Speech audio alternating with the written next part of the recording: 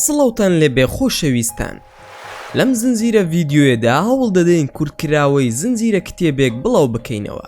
ناونیشانی کتێبەکەمان مەملەکەتی شەیتانە کە لەلایەن نووسەری بەناوبانگ ماکوان کەریم کاری نووسینی بۆ کراوە. ئامانجی نووسەر لە نووسینی ئەم کتێبە ئەوەیە کە چاواشەکارەکانی سیحر و جادوبازی ئاشکرا بکە. هەروها ئەم کتێبەی نووسەر باسی کۆمەڵێک ڕووداوی زۆر سەیر لە خۆ دەگرێ کە خودی کەسایەتی ماکوان کەریم بەشداری مەیدانی لەم ڕووداوانەدا کردووە و لە کتێبەکەیدا بۆمانی باز دەکا. و نووسەر دەڵێ کە ڕووداوەکانی نێو ئەم کتێبە لە ژیانی ڕاستیدا بەسرم هاتووە و تەنها ناوی کەسایەتیەکانی نێو کتێبەکەی گۆڕیوە، ئەویش بۆ پاراستنی ناسنامەی کەسایەتی ڕاستەقینەکان. هەروەها کۆمەڵێک زانیاری زۆر لە خۆ دەگرێ سەبارەت بە چۆنێتی مامەڵەکردن لەگەڵ بابەتی جنۆکە و سحر و جادوبازیدا. و ئەگەر هەر تاکێک تووشی حاڵەتێکی لەو بابەتە بۆیەوە چۆن بتوانێ مامەڵەی لەگەڵدا بکە. ئەمانەی باسمان کرد زانیاریە گشتیەکانی کتێبەکەن و بۆ تێگەیشتن لە تەواوی چیرۆکەکە دەتوانن بینەری بەشەکانی تری چیرۆکەکە ببن لە ڤیدیۆکانی پێش و ترماندا. بەڵام بیرتان نەچێت دەتوانن پشگیری زیاتریشمان بکەن بۆ بەردەوام بوونمان، ئەوش لە ڕێگەی لایککردنی ئەم ڤیدیۆیە و دەتوانن سبسکرایبی کەناڵەکەشمان بکەن بۆ ئاگادار بوون لە هەموو چالاکیەکانمان. ئێستاش با دەست پێ بکەین. چیرۆکەکەمان بەم جۆرە دەست پێ دەکاتەوە. لەگەڵ برادەران بڕیارماندا بڕۆین ڕووبەڕووی ئەو گروپی جوولەکەیە ببینەوە کە ئاڵتوونەکانیان بردبوو. چوینە نێو ناوچەکە و گروپی بەرامبەر بە هیچ شێوەیەک چاوەڕێی ئەو پلانیان ناکرد کە ئێمە دامان نابوو. یەک کاژمێرمان مابوو لەو مۆعیدەی کە دایان نابوو. لەگەڵ ڕافی چوینە ژوورەوە بۆ ناو گەلەرێکە. ئەوەی لەوێدا بوو حەپەسا بوون. هەمووی واقیان وڕما بوو، نەک هەر دەستیان بۆ نەکرایەوە، بەڵکو خەریک بوو زیڕەشیان دەکرد. هەردوو ئاڵتوونەکانمان هێنا و هاتینە دەرەوە بەبێ ئەوەی هیچ ڕوو بدا. حوسێن خێرا سەر و 100 یۆڕۆیدا بەهرێکێک لەو کوڕانی کە لە کەمپەکەوە هاتبوون لەگەڵمان. هەموو کارەکەش نیو کاژمێری نەخەن. ئەوانەشی کە لە دوکانەکەەوە هاتبوون سەر و 150 یۆڕۆی پێدان و خوا حافیزیمان لەوان کرد و ڕافیما هەڵگرت و 500 یۆڕۆشماندایە ئەحمەد و بەرەو ئارنێم هاتینەوە. لە بەردەم ماڵی خۆیاندا ڕافیمان دابەزان، بەرەو ماڵی فریاد ڕۆشتین. حوسێن بە ئەڵمانی بە ڕافی وت: ئەگەر بیتە ئەڵمانیا قاچ و دەستت ئەشکێنم. گەیشتینەوە ماڵی فریاد و نزیکەی کاژمێر 9 شەو بوو. ئاڵتوونەکەم پێبوو دامە دەست حوسێن، وتم مافی خۆتی لێ هەڵبگرە و بیفرۆشە و پارەکەی بدەرەوە بە ئیقبال. حوسێن: ئەی تۆ هیچ ناوێ؟ ماکوان: من پارەم ناوێ، ئەگەر فرۆشتان بەشی کاکە باز و سامان بدەن، خۆ ئەگەر پێشتان خۆش بوو بەشەکەی من بدەن بە منداڵی هەتی و من سروشتم وایە ئەگەر زۆر بە دوای دەوڵەمەندیدا بگەڕێم ئیتر فەقیر و زۆر هەژار دەبم. حوسێن: من ناڕۆم لێرە تا تۆ نەیتەوە بۆ ئەڵمانیا و لە ماڵی مندا نان نەخۆیت و مەزیسێکی زیکرمان بۆ بگری. تەکیەکمان هەیە لە کۆڵن، دەبێ بێ بۆ ئەوێ چونکە من باسی کەڕاماتی تۆم بۆ شێخەکەم کردووە. ماکوانش قاقای پێکەنینی لێدا و وتی: کەڕاماتی چی و شێخی چی تۆ باسی چی دەکەی حوسێن گیان؟ من جنۆکەم لەگەڵدایە جنۆکە. حوسێن: دەزانم بە قوربانی خۆت و جنۆکەکانی شر بم، من ناڕۆم هەر دەبێ بێ بۆ کۆڵن. ماکوان: کاکە من نایم بۆ کۆڵن، بەیانی زوو دەگەڕێمەوە. حوسێن: بەخوا ناڕۆم، خۆ ئەگەر نەی ئەو ئاڵتوونانش دەخەمە ناو ئەو دەریایە و نامەوێ. ماکوان: باشە کێشە نییە دێم، بەڵام من لە زیکر و تەکیە و ئەو شتانە نازانم. سەیدا حوسێن، بیکە بە خاتری خوا با تووشی لە خۆبایی بوون نەبم. من کەسێکی سادەم، برای خۆم دێمە ماڵەکەت نان دەخۆم و دەڕۆم، ئەو هانە ڕێککەوتین یاخودنا. فریاد: وەڵا بەیانی جومعێ و منیش ناسم بۆ نۆرینگەکەم و دین بۆ کۆڵن بۆ لای تەکیەکەی کاک حوسێن. ماکوان: دەمادەم وایە با سەیدا حوسێنش نەڕوا، ئەم شەو بەیەکەوە دەبین و بەیانی هەمومان دەڕۆین. حوسێنش ڕازی بوو. تەلەفۆنمان کرد بۆ ئیقبال و زۆر خۆشحاڵ بووین. ئەو شەوە من و کاکە باز کۆنکانمان کرد. زۆزوش فریاد بە حوسێنی دەود ئەوە شێخەکەتانە کۆنکان دەکا. بەیانی کەوتینە ڕێ بەرەو کۆڵن. حوسێن ئێمەی بر بۆ دوکانەکەی خۆی و نان و چای بەیانیمان لای ئەو خوارد تانی وەڕۆ. من لە بازار بووم لەگەڵ کاکە باز و فریاددا. کاکە بازش وتی: کاکە سوور تو زاتی خوا منیش حەز دەکەم ئەو جنۆکانی هاوڕێت ببینم. ماکوان: ئاخر خۆ بەدەستی من نییە ساوەکەم. کاکە باز: ئەی چۆن دێن بۆ لات و ئەم زانیاریانەت ئەدەنێ؟ ماکوان: بەخوا نەبانگیان دەکەم و نەداواشیان لێ دەکەم، هەروەکو هاوڕێیەتی دەیکەن. تۆ ئەگەر هاوکاری من بکەیت و بزانی پێویستم بە شتێکە، پێویست دەکا پێت بڵێم یاخودنە. کاکە باس نەوەڵا کاکە سوور لە خزمەتتدا. ماکوە دەوەڵا ئەوانیش لە خزمەتمان. کاکە باس ئەی چۆن بیانگرم و ببنە هاوڕێم؟ ماکوان بۆ وا دەزانی ڕیشۆڵن بیانگیری ئەوان ناسم بۆ لای هەموو کەسێک ئەوەی خۆیان مەبەستیان نەبێ. کاکە باس ئەی چۆن دێن بۆ لای تۆ بۆ تۆیان مەبەستە؟ ماکوان بە پێکەنینەوە وتی ئاخر من لە زمانیان دەزانم. فریاد هەر بەڕاستیمە ماکوان ئەوانش خاوەنی زمانی تایبەتی خۆیانن یاخود وەکو ئێمە قسە دەکەن؟ ماکوان لەگەڵ مندا بە زمانی خۆمان قسە دەکەن، قسەیان لەگەڵ کردوون بە عەرەبی و کوردی و نەرویزی. فریاد ئەی خاوەن زمان و نووسینی خۆیانن؟ ماکوان بەڵێ پێم وایە خاوەن زمان و نووسینی خۆیان بن. فریاد ناوی چییە نووسین و زمانەکەیان؟ ماکوان زمانی زنۆکە و نووسینی زنۆکەیە. فریاد چۆن بزانین و بیبینین؟ ماکوان یەک نوسخە هەیە ئەمریکا کڕیوێتی لەوێ، کاتی خۆی ئیسپانیا 1000 دانەی لێ چاپ کرد، یەک کتێبیان لێ فرۆش بە 8,000 دۆلار. فریاد ئەی ئەو کتێبە باسی چی دەکا؟ ماکوان 6 بەشە. بەشی یەکەم باسی گژوگیا و دەرمان و جۆری سیحرەکانی دەکا. ئەو گژوگیانەی کە باسی دەکات زانیان لەسەر زەویدا تا ئێستا نەیان دۆزیوەتەوە. بەشی دووەم باسی فەلەک و گەردوونناسی دەکا، باسی 12 سەرچاوی گەردوونی دەکا لەگەڵ تەختی زەوی بەخڕێ و باسی بورجەکانیش دەکا. بەشی سێم زیندەوەرزانی ئەحیا، باسی کۆمەڵێک ئافرەتی ڕوود دەکا کە بەستراون بەیەکەوە لە ڕێگەی بۆڕی ئاوەوە، وێنەی ناوسکی مرۆڤ و هەموو ئەندامەکانی ناوەوەی لەشە. بەشی چوارەم کێشانی وێنەی زەوی بە تەختی و بە شێوەیەکی زۆر ئاڵۆز و وێنە و جوگرافیای زەوی کە پێک هاتووە لە 6 دوورگە وەکو ئەوەی پێناسە بێ بۆ کیشوەرەکان. بەشی پێنجەم بریتێ لە بەشی دەرمانسازی وێنەی جۆرە ڕەگ و گیا و جۆرە دەرمانێکی ئەتاری لە بابەتی هاڕا و بەهارات. بەشی شەشەم پێناسە، هەر پێناسەیەک و ئەستێرەیەک لە تەنیشتیەوە دانراوە. فریاد ئەی نووسینەکانی چۆنە؟ ماکوان نووسینەکانی لە لای چەپەوە دەست پێ دەکات بۆ لای ڕاست. فریاد ئەی باشە تۆ لەکوێ بینیوتە؟ ماکوان لە مەملەکەتی خۆیان بینیومە. فریاد ببوورە تێناگەم ماکوان. ماکوان مەبەستم مەملەکەتی جنۆکەکانە. فریاد ئەی باشە چۆن چوویتە بۆ ئەوێ؟ ماکوان وەڵا لە سلێمانیەوە بۆ مەملەکەتی ئەوان. فریاد بۆ ئیلا لە سلێمانی؟ ماکوان بڕوا بکە لە ئیسکانەوە لە نزیک مەکتەبی کاوا بردیانم. لەگەڵ فریاددا لەم قسانەدا بوو. لە بازار پیاسەمان دەکرد، چاوەڕێ حوسێن بووین بمان با بۆ تەکیەیەک لە کۆڵن. نزیک عەسر بوو، چاوەڕوانی نوێژی عەسرمان دەکرد کە قەسر و جەمعی بکەین، پاشان بڕۆین بۆ نان خواردن بۆ تەکیە. لەگەڵ فریاددا باس و خواسێکمان کردبوویەوە لە باسی زمان و نووسینی زنۆکە کە ناسراوە بە ڤۆینچ. تا ئێستا هیچ کام لە زانکۆ و ئەکادیمیەکانی جیهان نەیانتوانیوە ئەم کتێبە و کۆدەکانی بشکێنن و لێی تێبگەن کە باسەکەی چییە. ڤینز یاخود ڤینچ کە بەو شێوەیە دەخوێنرێتەوە، ئەم کتێبە و شێوازی نووسینەکەی جێگای پرسیاری ملیۆنەها خەڵکی سەرزەویە. لەم قسانەدا بووین لەگەڵ فریاددا لە دوورەوە ویرسانم بەدی کرد کە ڕۆ من دەهات. ترسێک لە دڵمدا دروست بوو، چونکە ئەوەندەم ئازار خواردبوو بەدەستیان، بۆیە هەوڵمدا خۆمی لێگێل بکەم و وانیشان بدەم کە نەمبینیوە. بەجێم هێشت و دیسان ئاوڕم بۆ دواوە دایەوە نەمابوو. پاشان سرم بەرز کردەوە دووبارە بینیمەوە، بەڵام ئەم جارەیان لە دووری چەند مەترێکەوە دیسانەوە ڕۆ من دەهات. بۆ جاری دووەم خۆم لێی بێدەنگ کردەوە. لەو کاتەدا فریاد و کاکە باز پرسیان ئەو بووە شڵەژاوی؟ ماکوان نا هیچ نییە، لێرەدا بۆسن ئێستا دێمەوە لاتان. بۆ جاری دووەم لێم ڕەت بوو، وام دانابوو ئەگەر بیبینمەوە ئەم جارە منیش ڕۆ ئەو دەسم. دیسانەوە بینیمەوە، وەکو یاریکردن و تێکدانی باری دەرونیم ڕەفتاری لەگەڵم دەکرد. هاوڕێکانم جێهێشت و ئەم جارە من بەرەو ڕووی ئەو ڕۆشتم بە پەلە.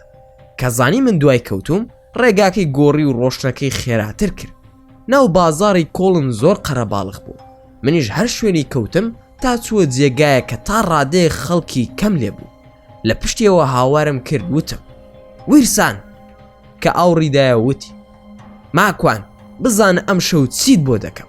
بە قسەم بکە قەت ئەو هێزت لە دەستمەدا، هەرکەوای ود لە بەرچاوم دیار نەما، لە کۆدەکەی تێنەدەگەیشتم و دووبارەم دەکردەوە بەڵکو شتێکی لێ تێبگەم و بزانم مەبەستەکەی چییە.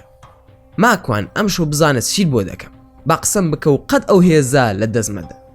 لەم قسانەی تێناگەیشتم، گەڕامەوە بۆ لای هاوڕێکانم و لەگەڵیاندا کەوتینەوە قسە. دووبارە پرسیاریان کرد کە چی ڕوویداوە. ماکوان یەکێک لە زنۆکەکانم بینیەوە بە کۆت قسەی بۆ کردم و جێی هێشتم. فریاد باشە بۆ ئەم زنۆکانە دێنە لای تۆ.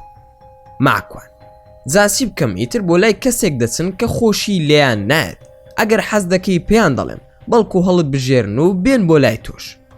فریاد بیکە لە ڕای خواشتی وانەکەی من نامەوێ. کاکە باس من کەسێک دەناسم لە سلێمانی ناوی شێخ لازۆیە، زۆر تەواو نییە لە ڕووی لاشە و جسمەوە، کەسی زۆر شتی عەجیب و سەرسوڕهێنەر ئەنجام دەدا، نوشتە دەنووسێت و شێت چاک دەکاتەوە و نەخۆش چارە سەر دەکات و هەتا دوایی. ماکوان ئەوە بزانە زۆرێک لە زنۆکە شەیتانەکان دەچن بۆ لای ئەو کەسانی کەم ئەندامن و ئەوان هەڵدەخەڵەتێنن، چونکە لە ژیان بێزارن، ئەو توانا و هێزە ئەدەن بەوان، لە ڕێگەی ئەوانەوە کاری سیحر و خوڕافیەتەکانیان ئەنجام ئەدەن و خەڵکیش کافر دەکەن. ئەگەر تەماشا بکەن لە هەموو جیهاندا زۆرێک لەوانەی کە دەردەکەون بە کاری سیحر و جاد و بازی و شتی سەرسوڕهێنەر هەمووی لەو کەسانەیە کە یان قەمبورن یاخود توانای ڕۆشتنیان نییە، یان لاڵ و کڕن و هەتا دوایی بە ناوی شێخ دەریان دەخەن و کاری خراپ و کوفر لە ڕێگەی ئەوانەوە دەکەن. جا کاکە باز ئەگەر نەخۆش چاک دەکاتەوە خێرە ناتوانێت خۆی چاک بکاتەوە. کاکە باز من جارێک هەمان قسەی تۆم بەو شێخەوت لە وەڵامدا وتی ئێمە وەکو نیشانەیەک وامان لێکراوە تاوکو خودا لە ڕێگەی نوقستانەکانەوە ساغەکان چاک بکاتەوە و بۆ ئەوەی ڕێزی کەم ئەندام و خاوەن پێداویستی تایبەت بگیرێ. ماکوان ئەو قسەیە بۆ دەربازبوونە لە سیحر و جادوەکەی، ئەی بۆ کەم ئەندامەکانی تر ناتوانن ئەوە بکەن. زۆرێک لەو ئافرەتانی کە داوێن پیسن و کاری فاحشە دەکەن دوای ئەوە دەست دەکەن بە قاوەگرتنەوە نوشتە و سیحر و جادو. لە زۆرێک لە شارەکانی کوردستان ئەو دیاردەیە دەبینین ئافرەتی داوێن پیس خەڵک دەچێ بۆ لای، لە هەمان کاتدا دەستی لەگەڵ دەستگا ئەمنی و بەرپرسە داوێن پیسەکانش تێکەڵ کردووە. هەرکەس لە گەڕۆک و کۆڵانەکانیاندا قسەیەکیان پێ بڵێ خێرا دەیدەن بەگرت. ئەوانشی کە داوێن پیسن لە شار و شارۆچکەکاندا دەستگا ئەمنی و بەرپرسەکان دایان پارێزن بە هۆکاری حەزە شەهوانیەکانی خۆیان. کاکە باس وەڵڵاهی ماکوانی برام ڕاست دەکەی، لە شارۆچکەی سەید سادق ئافرەتێکی وا دەناسم هەمان کار دەکا کە تۆ باسی دەکەی، داوێن پیسە و خەریکی فاڵگرتنە و سحرکردنە، تەنانەت مێردەکەشی دەزانێت. ماکوان ئەی مێردەکەی دەزانێ چۆن قبول دەکا ژنەکەی ئەم کارە بکە. کاکە باز وەڵا دەڵێ ئەگەر تەلاقی بدەم من منداڵم پێ بەخێ و ناکرێ. ماکوان هەروایە لەوانەشە کێشەیەک بۆ مێردەکەی دروست بکە لە ڕێگای سحر و جادو و داوێن پیسی خۆیەوە، پێویستە ئەوانە وێنەیان بگیرێ بە دزیەوە و وزارەتی ناو خۆیان لێ ئاگادار بکرێتەوە. کاکە باز لە شاری سلێمانی دانەیەکی لێبوو دەیوت من موستیلەکەی سولەیمانم پێ، بەرپرسی حیزبێک هاتبوو بۆ لای 18 دەفتەر دۆلاری پێدابوو نەی ئەدا. ساحیرەکە داوای 25 دەفتەری لێ دەکرد. ئەی ئەوە چییە کاکە سوود؟ ماکوان ئەویش درۆ دەکە، ئەوە موستیلەیەکە بە شێوەی ئەستێرەیەکی پێنج و کوڵایی یاخۆی خوماسی بسم الله الرحمن الرحیمی لەسەر نووسراوە. ئەوە زیاتر ساحیرەکان بەکاری دەهێنن، هیچ پەیوەندی نییە بە حەزەتی سولەیمانەوە، هەمووی درۆ دەلەسەیە. کاکە باز ئەی تخوا پێم بڵێن حەوت پەیمانەکەی سولەیمان چییە؟ ماکوان ئەمانە چۆن دەزانی کاکە باس کەی تۆ تااقەتی ئەو شتانەت هەبووە؟ کاکە باس وەڵا ڕاستید ئەوێ من ژنم هێنا لە کوردستان هیچ کێشەیەکم نەبوو لە ڕووی جنسیەوە، بەڵام ئەو خێزانەی خۆم کە بەقەدەر هەردوو ساوم خۆشم دەویست دەهاتە لام یەکسەر لە پیاوەتی دەکەوتم، ئیتر ناسار وازم لی هێنا و جیا بووینەوە. ئەو کەسە زۆر گوناحیش بوو، بۆ زانیاریشت لەوانەیە سوبێتمە لای 50 دانە لەم ساحیر و جاد و بازانە بۆ ئەوی ڕزگارم بێ لەو حاڵەتەن. یەکێک دەیوت بەستراویتەوە، ئەوی ترش دەیوت سیحرە بە قژی ئافرەت، یەکێکی تر دەیوت تۆ جادوو لە جلوبەرگەکەت کراوە. ئیتر چی بڵێم ماکوانی برام ماندوو بووم و دەستبەرداری خێزانەکەم بوو، بە دڵپڕیەوە بۆی دەگێڕامەوە. ماکوان ئەی فریاد دەزانێ؟ کاکە باس بۆم باس کردووە. فریاد باسی کردووە لە ڕووی پزیشکی و زانستیەوە چەندین زار وتومە بڕۆ پشکنین بکە، بەڵام دەڵێت هیچ کێشەم نییە. ماکوان ئەی بۆ ناچی بۆ لای دکتۆر؟ کاکە باز ماکوان هیچ عیبم نییە ئیتر بۆ بڕۆ. ماکوان یعنی مەضبوطی؟ کاکە باز زەوق و تواناکانم هیچ عیبێکی نییە، بە هەموو شتێکی ئافرەت ئارەزوم بێت ئەو ڕۆژێم. ماکوان سەیرە تۆ بڵێ سحرت لێکرابێ؟ کاکە باز وەڵڵاهی نازانم ئەوەیە کێشەکەم، بەڵکو بۆ جنۆکانی هاوڕێت بڵێ بۆم چارەسەر بکەن. لە ڕێگەی ئەو دەردەمەوە دوعایەکیان بۆ کردوم بە ناوی حەوت پەیمانەکە و ئەحدەکەی سولەیمان، لەوە دەزانم کە ئەوەش هەیە. ماکوان وەڵا براکەم ئەوە شیرکە و خوڕافیاتە و نەپەیوەندی هەیە بە سولەیمانی پێغەمبەرەوە سەلامی خوای لێبێت و نە هیچ شتێک. ئەوە شیرکە و هەرکەس ئەوە هەڵگیرێ موشریکە و هاوبەشی بۆ خودا بڕیار داوە خودا پەناماندا.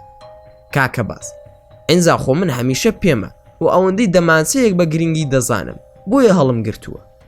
ماکوان بیکە لە ڕای خوا فڕێ بدە، ئەوە هەمووی شیرک و کوفرە، کوا بم دەرێ بازنۆکە هەلا هەلات نەکە، ویرسان بزانێ لە ڕێگەی تۆ دێت بۆ لای من و تۆ ژوێران دەکەن. کاکە باز بەڕاستە؟ وەڵا نەمزانی بۆ ئەی چارە چییە؟ ماکوان من پێم وایە دەبێت تەوبە بکەیت و موسڵمان بوونی خۆت ڕابگەینی، چونکە بەو کارانت کافر بوویت و لە ئیسلام دەرچووی، هەرکەس بڕوات بۆ لای ئەو ساحیر و زاد و بازانە پێی کافر دەبێ. کاکە باز لە ئێستاوە تەوبە دەکەم و هەزار جار ئەستەغفیڕوڵڵاه. ماکوان بەسەر ساو هەوڵ ئەدەین کێشەکەت بدۆزینەوە لەگەڵ فریاد، ئەگەر بزانین سیحرا بەتاڵی دەکەینەوە، ئەگەر نەخۆشیش بیت ئەوە لە ڕێگەی دەرمانەوە چارەسەر دەکرێت، بەڵام پێم باشە سەرەتا بسیتە لای دکتۆر و خێزانەکەشت ئەگەر تەلاقت نەداوە بیگەڕێنیتەوە بۆ لای خۆت. کاکە باز وەکو تەلاقم نەداوە، بەڵام ئەوە ماوەی مانگێکە هاتوومەتە ئەوروپا، لە داخدا سەری خۆم هەڵگرتووە، خێزانیشم هەر لە کوردستانە لە ماڵی باوکێتی. بەڕاستی کاکە سوور زۆر شەرمەزارم، نازانم چی بکەم لە ئاستی ئەو ئافرەتەدا، تا ئێستا زۆر خەفتم خواردووە، ژیانم تێک چووە، چیم لێ دەکەن؟ ماکوان ئەوی بە من بکرێ سوارەگیان کەم تەرخەمی ناکەم، بە پشتیوانی خودا چارەسەری دەکەین و زۆریش ئاسانە، دەبوو زوو قسەت بکردایە. ئێستا خێرا تەلەفۆن بکە بۆ خێزانت و دڵی بدەرەوە، خۆشەویستی زۆری بۆ دەرببڕە و بۆ بڵێ بۆیە گەڕاومەتەوە، مانای وانییە دەستم لە تۆ بەردابێ، بەڵکو هاتووم چارەسەری خۆم بکەم. ئەی وەزعی مادی چۆنە؟ کاکە بازی ژووتی وەڵا ژێر سفرم، جاروبار فریاد هاوکاریم دەکە. ماکۆن وەرە با تا ئەو بانکە بڕۆین. چوین 500 یۆڕۆم بۆ دەرهێنا، تەلەفۆنم لەگەڵ دایکم کرد کە $1000 بداتە خێزانی کاکە باز. چوین بۆ نوێژ و لە مزگەوت نوێژمان کرد، دوای نوێژ بە کاکە بازم وت تەلەفۆن بکات بۆ خێزانی. کاکە بازش تەلەفۆنی کرد بۆ خێزانی و لە دوورەوە ئاگام لێبوو دەگریا. من و فریادش وا خۆمان نیشاندا کە ئاگامان لێ نییە، هاتەوە بۆ لامان و هەسمان کرد خۆشی و دەم بە پێکەنینی زیاتر بوو، زۆر لە پێشووتر ئارامی دڵ و دەرونی پێوە دیار بوو. حوسێنش تەلەفۆنی بۆ کردین وتمان لە مزگەوتی. حوسێنش وتی ماکوان هەموو تەکیەکە چاوەڕێن بچین بۆ ئەوەی زیکر بکەین، مەڕۆن من دێم بە شوێنتاندا لە مزگەوت بن. ماکوان بەخوا من حەزم بەو جۆرە کارانە نییە و لە ژیانشمدا نەچوومەتە تەکیە و خانەقا، من بۆ خۆم هەر بڕوان بەو شتانە نەبووە، با بچین بەڵام شتێک بدۆزینەوە کە بتوانین لەوێ خۆمان بدزینەوە، لەگەڵ ئەو جوانەدا ڕانەهاتووم و حەزیشم پێی نییە. فریاد باشە ئەچین بە دڵمان بوو دادەنیشین، بە دڵیشمان نەبوو زوو هەڵدەستین و دەڵێنی ئیشمان هەیە. ماکوان چی بکەین بۆ سوارە؟ نابێ هەروە بڕات تۆ دکتۆری فریاد، پرسیاری لێ بکە بزانە چییە. فریاد 1-2 جار پێم وتووە با پشکرینت بۆ بکەین بزانین چیتە، بەڵام بەلالوتەوە وەڵامی داومەتەوە وەکو ئەوەی پێی ناخۆش بێ، ئیتر منیش قسەم نەکرد و بە دوایدا نەچوومەتەوە. ماکوان ڕوون کردە کاکە باز نابێ بەسەرتدا بڕات تا بەیەکەوە دەبێت چارەسەری ئەمەی تۆش بکرێت، ڕێکەوتین یاخودنە. کاکە باز چی دەڵێن لە خزمەتتاندام، ئەوەی ئێوە دەیڵێن لە قسەتان دەرناچم، بەڵکو خودای گەورە بیکا بە بەهار شاد ببمەوە، بەخوا زۆر بێزارم و بەهاریشم زۆر خۆش دەوێ. ماکوان بەهار کچی کێیە؟ کاکە باز کچی وەستا تاهیری کۆستەرە. ماکوان ئێخۆ ئەوە ئەو کچەیە کە لە کاتی قوتابخانی ناوەندیەوە دڵتان بەیەکەوە بوو، بیرتە بە کۆڵانەکەیاندا دەڕۆشتین ئێواران لە بەردەم دوکانەکەی مندا گۆرانی بەهار هاتەوە گیان بەهار هاتەوەت دەخستە سەر، ئەویش کاتێک کە لە قوتابخانە دەهاتەوە و بە پێکەنین شەوە ئەم قسانم گێڕایەوە، ئەویش ڕاستەوخۆ دایە گریانێکی قوڵ و جێی هێشی. ئەیتر زانیم زۆر بریندارە، بۆیە زۆر بەزەیم پێیدا هاتەوە، بۆ فریادم گێڕایەوە ئەو کوڕە لە منداڵیەوە ئەو کچەی خۆش دەویست، بەڵام زۆر هەژار بوون. ساڵی 97 پێش من دەرچوو، لەبەر هەژاری کاکە باز 6 ساڵی پێسوو تا گەیشتە ئەوروپا خۆی کار و کەسابەتی دەکرد، پێی دەسوو هاوکاری ماڵەوەشیان بکات. ئێمەش پێویستە چارەسەری بکەین و نابێت بهێڵین ژیانی تێک بچێت. فرياد چی دەڵێ دەیکەین؟ من کاکە بازم زۆر خۆش دەوێت. لە ڕێگا کە هاتم چوومە ئەسینە تەنها کاکە باز بوو هات بەدەمەوە، ئەویش لەوێ بە خۆڕایی لە پاترا دەری کردم. حوسێن هات بە شوێنماندا و منش کابۆیەک و کراسێکی ڕەش و چاکەتێکی چەرمی ڕەشم لەبەردا بوو، لە شۆفێری ماتۆر دەسوون. کەڵکی ئەوەم پێوە نەبوو بڕۆم بۆ تەکیە و ئەو جێگایەنە، بۆیە داوام کرد لە حوسێن کە بچم خۆم بگۆڕم و چاکەت و پانتۆڵ لەبەر بکەم. دوای ئەوەی کە خۆم گۆڕی و بەڕێ کەوتین، هەرچوونە ناو تەکیەکەوە من وا هەستم دەکرد دەچین دەستی شێخەکەیان ماز دەکەین و ئەوان زیکر و تەحلیلە و دەف لێ ئەدەن. منیش وەکو کەسێکی ئاسایی فریاد و حوسێنم پێش خست و خۆم و کاکە بازیش بە تەنیش یەکەوە دەڕۆشی. کاتێک چوومە ژوورەوە، خوایە گیان چیم بینی؟ یەک هات و هاوارێک دەستی پێکرد، ئەوەندەم زانی هەمویان ڕوو من هاتن. منیش خەریب و لە ترسا ڕاکەم، وتم بە قورئان شتێکمان کردووە، خۆمان پێمان نەزانیوە، بۆیە وا هاتن بەرەو ڕوومان. ترسام لەوەی کە حوسێن پێی وتبێتن کە ئەمانە قاچاقچین و بیانەوێ شتێکمان لێ بکەن و ئاڵتوونەکە بەرێت بۆ خۆی. گەیشتنە لام و وتم کاکە باس، سەقۆیەک ئەبوو ئەڵقەیەک دەڕنەفیزێک بۆ کەس خەنجەرێک هیچ شتێکت پێ نییە؟ کاکە باس بۆ چیتە؟ ماکوان ئەو خەڵکە ڕۆ من و تۆ دێن بە پەلە، هەتی و هیچی خراپت نەکردووە؟ کاکە باس نە بەخوا چی بکەین ڕابکەین؟ ماکوان پەلەمەکە با بزانین چی ڕوو ئەدا، ئەگەر شتێک بوو ڕادەکەین باشە؟ لەم قسانەدا بووین ئەو خەڵکە زۆرە هاتنە لامان و هەمویان پەلاماری دەستی منیاندا بەسرە ماسیان دەکرد. منیش هەر لەبەر خۆمەوە دەموت ئەستەغفیرولڵا، 1 و 2 و 50 نەبوو، هەر تەواو نەدەبوون. لە دڵی خۆم داوتم بە زاتی خوا دەموچاوم گۆڕاوە. کاکە باز دەموچاوم ماکوانە یاخود چی؟ کاکە باز ئەی قابیلە بایعەکەتان بێ، هەر خۆتی براکەم. ماکوان ئەی ئەو خەڵکە بووە کەربوونە و دەستم ماز دەکەن، دەستم هەمووی بۆتە تفەوە خەریکە ئەیکڕێننەوە. بڕۆ بە حوسێن بڵێنە جاتم بدە، بەخوا لەگەڵ شێخەکەیانە لیان تێکچووە، کاکە پێیان بڵێن ئەمە ماکوانە شێخەکەیان نییە. حوسێن هات بەو خەڵکی دەوت لە شێخ دوور بکەونەوە، با بێزار نەبێ، ئێستا قسەمان بۆ دەکە. ماکوان سپاندم بەگوێ حوسێن داوتم باشە ئەو خەڵکە بووە دەکەن، منیان لێ تێکچووە لەگەڵ شێخەکەیاندا؟ حوسێن ناناسەیدا من باسم کردووی، ئەو کەسەی کە یەکەم زار هاتەلات و دەستی ماس کردی ئەوە شێخ عوبێدە شێخی ئێمەیە. ماکوان ئەوەی دەستی ماسکردم منیش سەری ماسکردەوە ئەو شێخی ئێوەیە؟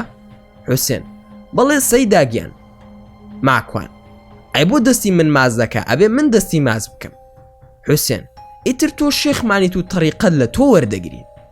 ماکوان ئەی قوڕ بەسەر خۆم، ئەو ماوەی کە من و فریاد و کاکە باز لە بازار بووین، حوسێن سووە بۆ تەکیەکە و دروی وای کردووە بەدەمی منەوە کە گوایە من کەڕاماتم هەیە و بەرماڵم بەسەر ئاوەوە دەگەڕێ. لە دوایدا بۆم دەرکەوت کە دروی وای کردبوو قسەی وا قۆڕی کردبوو بەدەمەوە کە بە خەویش خۆم نەمبینیوە. کورسی دانرابوو، هەمویان بە پێوە وەستا بوون. منیش وەکو پاشا شتی وا خستمیانە سەر کورسی. منیش وتم حتمەن ئەمە مەشهەدەکەی وەی خڕپاشایە. لە تەکیەکە لەسەر کورسی شێخایەتی دانرا و هەموو بە دەورمدا وەستا بوون. منیش هەر دانەنیشتم، ڕووم نەبوو لە خزمەت ئەو پیاوانە دابنیشم. دەستم کرد بە قسەکردن، ئەوانش هەموو بە پێوە بوون، دەبوو شێخەکە ڕێگەیان بدا تا دابنیشن. منیش ئەو شتم نەئەزانی، من لەبەر ئەواندا نەدەنیشتم، ئەوانش لەبەر ڕێزی من دانانیشتن. بەڵام ئەوەی سەرنجی منی ڕاکێشا زۆربەی تەکیەکە وێنەی ئیمامی عەلی بوو، هەموو تەماشای منیان دەکرد. ناچار سوومە لای شێخەکەیان بە ناوی شێخ عوبێد، پیاوێکی بەڕێز و بەتەمەن بوو. هێنامە لای خۆمەوە پێم وت دانیشە لەسەر کورسیەکە وەکو ڕێزێک، کەسی ئەو منی دانا. منیش دانیشتم و هەمویان دانیشتن. منیش هەرچەند سێری خۆمم دەکرد، خۆمم وەکو مەلیک و پاشا هاتە بەرچاو. تەریق بوومەوە هەڵسامەوە سەر پێ، هەرسی لەو تەکیەدا بوو هەڵسانەوە. چوومەوە لای شێخ عوبێد و سەری ماس کرد وەکو ئەدەبێک و دەستیم گرت و خستمەوە سەر کورسیەکەی و خۆم لە تەنیشتیەوە دانیشتم و هەمویان دانیشتنەوە. شێخ عوبێد وتی سەیدا شێخ قسە ناکەی تۆ؟ ماکوان قوربان ئەستەغفیرولڵا، جەنابەت زانا و مامۆستا و شێخی ئێمەی. شێخ عوبێد دەستی کرد بە قسەکردن و بە بسم الله دەستی پێکرد، بەڵام قسەکانی و پێشەکیەکی زۆر شیعانە بوو. بە خێرهاتنی منی کرد و خۆشحاڵی خۆیان دەربڕی کە شیعانە قسەی کرد گومانێکم بۆ دروست بوو. ئەنجا ئەو هەموو ڕەنگە سەوز و سوورەتێک هەڵکرابووم، ئەو هەموو وێنەی ئیمام عەلی هەڵواسرا بوو. بیرم چوو بۆ ئەوەی کە ئەمانە بە دڵنیاییەوە شیعەن، بەڵام لە دڵی خۆم داوتم با پەلە نەکەم تا کاتی نوێژی مەغریب، ئینجا قسەی خۆم دەکەم. شێخەکەیان هەندێک قسەی کرد لە دوای سڵاوات لە پێغەمبەر درودی خودای لەسەر بێ، پاشان چوو بۆ ئالو بەیت و ئینجا سڵاواتی نار بۆ ئەبوو شوعەیب محەممەد بن نەسیر ئەلعەبدی البەکری النەمیری، کە وای وت زانیم ئەمانە تایەفەی شیعەی عەلەوین و باتنی بوون. لە دڵی خۆم داوتم ئەی قوڕ بەسەر خۆم چۆن تێکەوتم لەگەڵ ئەمانەدا. هەڵسام بۆ ئەوەی هەرسیمان کردووە بڕۆین. هەر من هەڵسام هەرسی تێدا بوو لە تەکیەکەدا بە شێخ عوبێدیشەوە هەڵسانەوە. لە دڵی خۆم داوتم خۆ ئەگەر ڕاشکەم حتمەن ڕادەکەن بە شوێنمدا. وتم ببورن دانیشن دەسم دەستنوێژ نوێ دەکەمەوە، کاتی نوێژ نزیکە. هەروام ود هەمووی بە دوامدا قۆڵی هەڵکرد بۆ دەستنوێژ.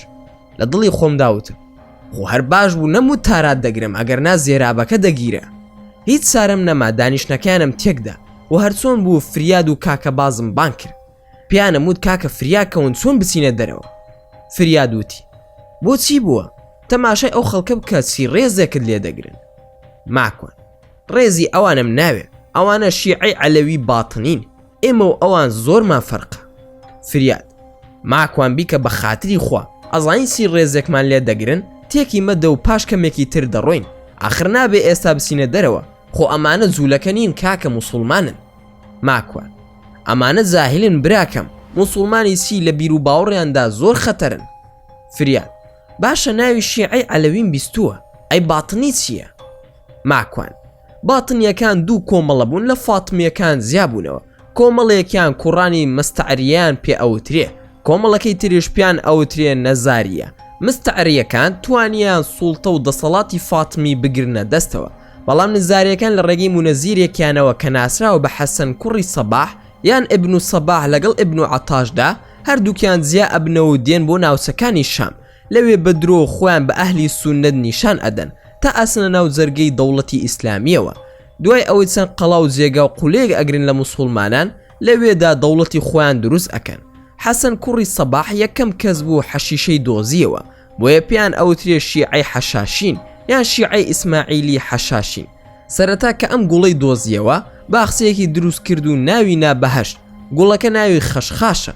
ئافرەتانی ئەکردە ئەو باخچەیە و بەردەوام خەڵکی خومار ئەکرد و پیانی دەود ئەگەر ئێوە لەم بەهەشتە بمێننەوە بە خۆشی و شادی لەگەڵ ئەو ئافرەتانەدا ڕائەبوێرن و بەردەوام خوماریشن. هەر کارێکی پێ بکردایە ئەی ناردن و دواتر بەهۆی تلیاکەکەوە ئەبوایە گەڕابانایەتەوە بۆ لای حەسەن کوڕی سەباح و زۆربەی زۆریشان ئەکوژران یان ئەگیران، بەڵام لەگەڵ ئەوەشدا وازیان نەئەهێنا لەبەر ئەوەی حەسەن کوڕی سەباح هەمویانی فێری تلیاک و حەشیشە کردبوو، وی ئەمانە لە مێژوودا ناسراون بە ئیسماعیلی حەشاشینی باتنی. زۆربەی زۆری ئەهلی سوننە و جەماعەت بە دەستی باتنیەکان شەهید ئەبوون. ئەو توانە و هێزە حەشیشەیە بوو کە لەو سەردەمەدا تازە دۆزرا بوویەوە. ئەمانە سەرەتای دروستبوونی باتنیەکانن لە ناو ئیسلامدا. کاکە باز واتە حەشیشەشمان ئەدەنێ؟ ماکوان نا، ئەوانە بەو هۆکارەوە ناسران و هێزیان پەیدا کرد، لەوانەیە ئەمانە هەر نەزانن چییە.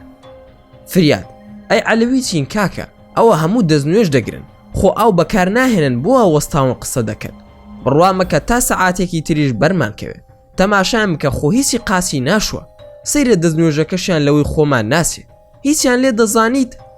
ماکوان کەمێک شارەزایانم لە ڕووی مێژووییەوە. ئەو کەسەی کە ئەم بیر و هزرەی دامەزران ناوی ئەبوو شوعەیب محەممەد بن نەسیر ئەلبەسری النەمیریە، لە ساڵی 260 کۆچی دامەزراوە بە ناوی ئەوەوە ناونران و سەیڕیەکان. ئەم کەسە تاوانبارترین کەسە لە ڕووی زەوی. ئەم بیر و باوەڕەشی لە شاری حەلەب لە سووریا دامەزران، پاشان بڵاویان کردەوە بە جیهانی ئیسلامیدا. دوو کەسی سەرەکی بوون، کێکێکان لە میسر بوو بە ناوی ئەبوو محەممەد عەبدوڵڵاهی بن محەممەد الجەنان الجەنبەلانی، ئەوی تریشان لە شاری بەغداد بوو بە ناوی عەلی ئەلجەسری. لە میسردا بانگەشەی نوسەیری لە ناو دەوڵەتی عوبەیدیەکاندا پەرەیسن تا دامەزراندنی دەوڵەتی حەمدانی لە حەلەب و موسڵ. سنتەری ئەم بیر و باوەڕا لە شاری حەلەب سەرچاوی گرتبوو تا دوای گواسترایەوە بۆ شاری لازقیە لە سووریای ئێستادا. فریاد بیر و باوەڕیان چۆن بیر دەکەنەوە لە خۆمان ناسن وایە؟ ماکوان کورە ئەمانە زۆر ترسناکەن. بیر و باوەڕی عەلەویە نووسەیڕیەکان بەم شێوەیە دامەزراوە. بڕوایان بە حلول و تەنسیخ هەیە. کاکە باس حلول چییە؟ ماکوان حلول بریتیە لە تێکەڵبوونی ڕوحی ئیمامەکانیان بەخوا و تێکەڵبوونی خودا لەگەڵ جەستەی ئیمامەکانیان. واتە خوا و ئیمام بەیەکەوە حکمی سەرزەوی دەکەن. بۆیە پیان وابوو کە ئیمام ئولوهیەتی خودای تێدایە. تەنسیخ واتە ئیمامەکانیان نامرن، ڕۆحەکانیان لە جەستەی تردا دێنەوە سەرزەوی و بە زیندوێتی دەمێننەوە. بەگشتی پیان وایە ئیمامەکانیان لە دوای مردنیان دەگەڕێنەوە بۆ دنیا و بە هەمیشەی دەمێننەوە. هیچ بڕوایەکشیان بە قیامەت نییە. ئەوەی کە پێی دەوترێت زیندوو بوونەوە لە ژیانی قیامەت لای نووسەیڕیەکان هیچ بنەمایەکی نییە و بەڕاستیشی نازانن. هەموو ڕۆحی مرۆڤەکانش لە گیانلەبەری تردا دێنەوە ژیان لە سەرزەویدا. ئەگەر کەسانی پاک بن ئەوە لە گیانلەبەرە جوان و پاکەکان دێنەوە سەرزەوی وەک پەپولە و ئاسک و چۆلەگە و هەتا دوایی. بەڵام ئەگەر خراپ بوون ئەوە وەک قالۆنسە و مشک و کرم دێنە سەرزەوی. فریاد جا ئەمە چۆن لکاندویانە بەم ئیسلامی ئێمەوە؟ ماکوان ئەم فکرەیە لە دوای زەمانێکەوە دادەمەزرێت کە لە مێژوودا ناو نراوە بە حەیرەت و شیعە لە دوای مردنی حەسەن عەسکەری کە منداڵێکی جێهێژ لە دوای خۆی بەناوی محەممەدی کوڕی حەسەنی عەسکەری لە لای شیعەکان ناسراوە بە محەممەدی مەهدی بە نەخۆشی کۆسی دوای کرد. ئیتر هیچ ئیمامێکیان نەما لە ناویاندا لە ساڵی 260 کۆچی بۆ ئەوەی بزوتنەوەکەیان بەردەوام بێ بۆ دەسەڵات دژی عەباسی و ئەمەویەکان. ئەم بزوتنەوەی سەرەتا هیچ سەرچاوەیەکیان لە بیر و باوەڕ نەبوو، تەنها بزوتنەوەیەکی شۆڕژگێر بوون. بۆ دەسەڵات هەوڵیان ئەدا و بە ناوی بنەماڵی پێغەمبەرەوە درودی خودای لەسەر بێت دەسەڵات وەربگرن. ئیتر لەو سەردەمەوە چەند بیر و باوڕێک بڵاو کرایەوە کە گوایە محەممەد کوڕی حەسەن عەسکەری ناسراو بە مەهدی چۆتە شاخێک لە سامەڕا و دوای خۆی کردووە بە سەردابێکدا یان ژێرزەمینێکدا. ئیتر لەو سەردەمەوە لەو سەردابەدا دەژی تا ئێستا نەهاتۆتە دەرەوە و وا بڵاو کرایەوە کە سوار کەس دەچن تەشریع و ئامۆژگاری لەم ئیمامە وەردەگرن کە ڕاستەوخۆ شیعە لەلایەن ئەوەوە ئاراستە دەکرێت. مەهدیش ڕاستەوخۆ لەلایەن خواوە وەحی بۆ دێ. ئەو چوار کەسە ناسراون بە بابول مەهدی واتە دەرگاکانی مەهدی یاخود بە سەفیرول مەهدی واتە سەفیرەکانی مەهدی بۆ خەڵک. ئەم فکرە بڵاو بۆیەوە لە ناو شیعەدا بەگشتی. بەڵام لە دوای ئەوەی کە محەممەدی نووسەیری ئەم باوەڕی گۆڕی وای بڵاو کردەوە کە ئەو بۆ خۆی بە تەنها لەگەڵ مەهدی قسە دەکا وی سەفیر و دەرگایەکی نییە جگەل لە محەممەدی نووسەیری. پاشان بەوەشەوە نەوەستا محەممەدی مەهدی کردە خوا و خۆشی کردە نێردراوی ئەو کە گوایە پێغەمبەرە. پاشان زیاتر ئەم باوەڕە خوڕافیانەیان نووسیەوە بە ناوی ئەوەی کە عەلی کوڕی ئەبوو تاڵیب خوایە و محەممەدی پێغەمبەری ناردووەتە سەرزەوی. نووسەیڕەکان کە ئێستا ناسراون بە عەلەوی پاشان وایان بڵاو کردەوە کە سەلمانی فارسیش خوایە چونکە دەبێت بنەمای ئەم فکرە بگەڕێتەوە بۆ بنەماڵی فارسەکان لە ڕێگای ئەبوو محەممەد عەبدوڵڵا بن محەممەد جەنان الجەنبەلانی کە بۆ خۆی فارسە بە ڕاهیبی فارسیش ناسراوە. چۆتە میسر و ئەم بیر و باوڕەی لە هاوڕێکەیەوە بڵاو کردەوە محەممەدی نووسەیری. دوای ئەوەی کە بڵاویان کردەوە عەلی خوایە پاشان خوایەتی داوە بە سەلمانی فارسی. دوای ئەوە سەلمانیش 5 خوای تری دروست کردووە بۆ ئەوەی کاروباری ئیداری ئەم کەون و بوونە بەڕێوە برن بە ناوەکانی: یەکەم مقدادی کوڕی ئەسود کە ئەمایان خوای هەورە بروسکەیە لە باران و بەفر و ڕووبار و هەتا دوایش.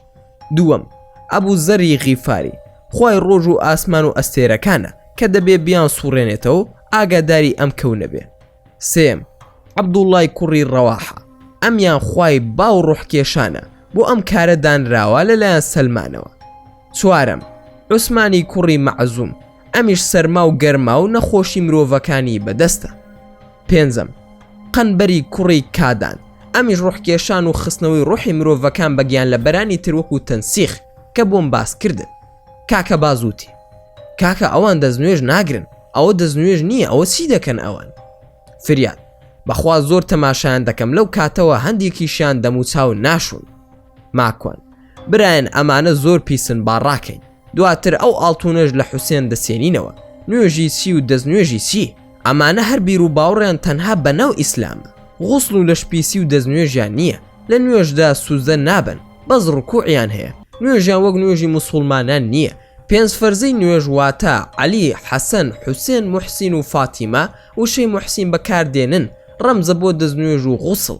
بڕوایان بە حەز نییە ئەوەی بسێتە حەز بە کافری دەزانن، پیان وایە موشریکن و خەریکی بتپەرستین، پیاوانیان ڕۆژوو ناگرن، تەنها ڕۆژوو لەسەر ئافرەتان فەرزە، شەڕاب لایەن زۆر پیرۆزە، خواردنەوەی بە بەندایەتی دەزانن و ڕێزی ڕەزەترێ و ترێ بەگشتی دەگرن و پیرۆزە لەلایەن، بڕوایان بە زەکات نییە، بەڵام پارەیەک دابین کراوە لەلایەن شێخەکانیانەوە کە دەبێ وەک زەڕیبە ساڵانە بیدەن، ڕقیان لە هاوڵانی پێغەمبەرە بەگشتی درودی خودای لەسەر بێ و بە بەندایەتی دەزانن جنێ و بدەن بە ئەبوو بەکر و عومەر و عوسمان و خاتو عایشەی دایکی موسڵمانان ڕەزامەندی خوا لە هەمویان بێ. لە کاتی شایەتومانیاندا پەنجە بەرز دەکەنەوە ئەم سێ وشەیە دەڵێن عین سیم میم کە ڕەمزێکی عەلەویەکانە، دەڵێن سلمانی فارسی قورئانی فێری محەممەد کردووە لە ژێر ناوی زوبرائیلدا، عەقیدەیان باتنیە، هەموو کەس بووی نییە لێی بکۆڵێتەوە، تەنها زاناکانی خۆیان نەبێ ئەوەی کە ظاهیرە بۆ گشتی دەربخەن. فریاد ئەی ماکوان ئەمانە ڕێز لە تۆ دەگرن بۆ شتێک ناکەی بەڵکو خوا هیدایەتیان بدە. ماکوان ڕەوشەکە زۆر لەوە ترسناکترە کە تۆ بیری لێ دەکەیتەوە، دەبێت شتێک بکەین بۆ دەرچوون لێرە بەبێ ئەوەی کەس بزانێت و دڵی حوسێنمان لێ بێشێت. کاکە باس ئەمانە کافرن؟ ماکوان لەبەر ئێوە قسەم نەکرد، بە دڵنیایەوە کافرن، جوولەکە و یەهودی لەمانە باشترن. فریاد بیکە لە ڕای خوا باسی چی دەکەی؟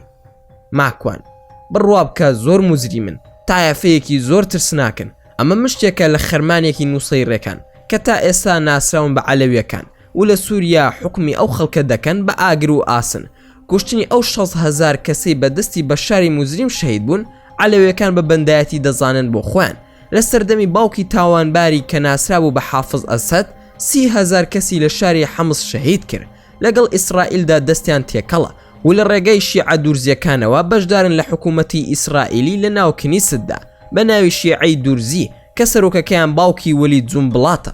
ئێستا وەلید سەرۆکایەتی ئەو تایەفە شیعەیە دەکات.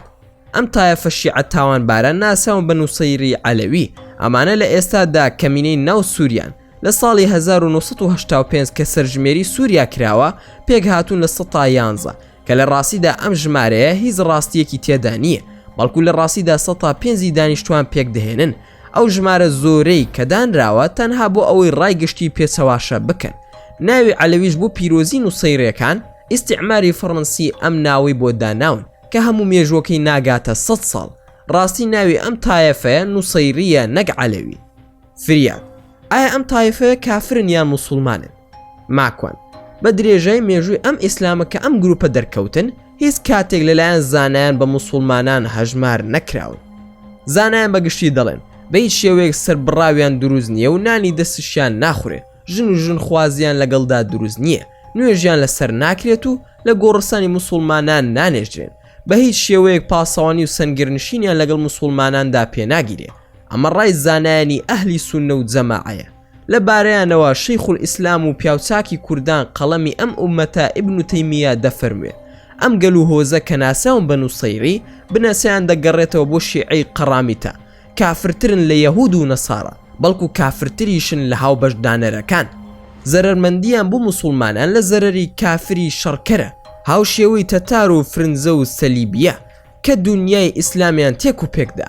ئەمانە خراپترن لەوانش، هەمیشە دژی موسڵمانان بوون، تێیاندایە لەگەڵ نەسارەکاندا بوون دژی موسڵمانان. ئەمانە لەگەڵ تەتار دەستیان تێکەڵ بوو بۆ ڕووخاندنی خەلافەتی عەباسی و هەمیشە دەستی دوژمنانی ئیسلامیان گرتووە بۆ ئەوەی سەر بکەون بەسەر ئەمیر و سوڵتانی موسڵماناندا، هەمیشە لە گەڕ و پلان و گێڕ شێوێنیدا دژی موسڵمانان بوون. ئێستاش پێویستە بزانین جێگا و شوێنی نووسەیرەکان لە ئەمڕۆدا لەکوێیە. یەکەم لە لازقەی سووریان ناسراون بە عەلەوی. دووەم ئەنادۆڵی شەرقی و ئازربایجان قزڵباشی واتە کڵاو سوورەکان. سێم کوردەکانی تورکیا بەشێکی کەمیان بە ناوی عەلی خواییەکان. چوارەم لە تورکیا و ئەلبانیادا ناساون بە بەگداشیەکان. پێنجەم هەندێکی ترش لە لوبنان و فەڵەستین دەژین. فریاد باشە ئێستا چی بکەین؟ ماکوان با ڕابکەین. کاکە باس ڕاکردنی چی نابێ حەیامان دەچێ، ئەزانی هەمویان تەماشای تۆ دەکەن و تویان لێبووە بە ئیمامی عەلی، شتێکیان بۆ باس بکە و دەڕۆین. ماکوان بۆ زانیاریتان نوێژ و شتیژ ناکەن، بە تەمای نوێژی مەغریب مەبن، مەگەر ئێمەش بچینەوە قەسر و جەمعی بکەین لە ماڵی حوسێن، یان تەلەفۆن بکەم بۆ سامان بێت بە شوێنماندا.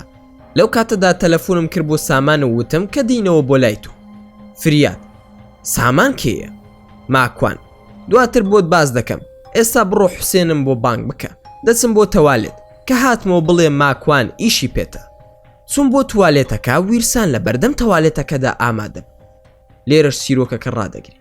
هەوڵ دەدەین لە ڤیدیۆکانی داهاتوودا تەواوکەری ڕووداوەکان باز بکەین. لێرەش گەیشتین بە کۆتایی ڤیدیۆکەمان. هیوادارم ڤیدیۆکەمان جێگەی ڕەزامەندی ئێوەی ئەزیز و خۆشەویست بوو بێ. ئەگەر ڤیدیۆکەتان بەدڵ بوو ئەوە هەر ئێستا لایکی ئەم ڤیدیۆیەمان بۆ بکەن و هەروەها شێریشی بکەن لەگەڵ هاوڕەکانتاندا. وە لە بیرشتان نەچێ ئەگەر ئەتانەوێ هەمیشە بابەتی ناوازە لە کەناڵەکەی ئێمە ببینن، ئەوە هەر ئێستا سبسکرایبی کەناڵەکەمان بکەن و زەنگۆڵی تەنیشی سبسکرایبەکەش چالاک بکەن. و هەروەها هەر ڕەخن و پێشنیارێکتان بۆ کەناڵەکەی ئێمە هەیە دەتوانن لە کۆمنتی ئەم ڤیدیۆدا بۆمانی بنووسن. و دووبار و سێبارە سوپاستان دەکەم بۆ تەماشاکردنی ڤیدیۆکەمان. تا ڤیدیۆیەکی تر و تا کاتێکی تر هەر شاد و بەختەوەر بن و خواتان لەگەڵ بێت و ئامانەتی خودا بن.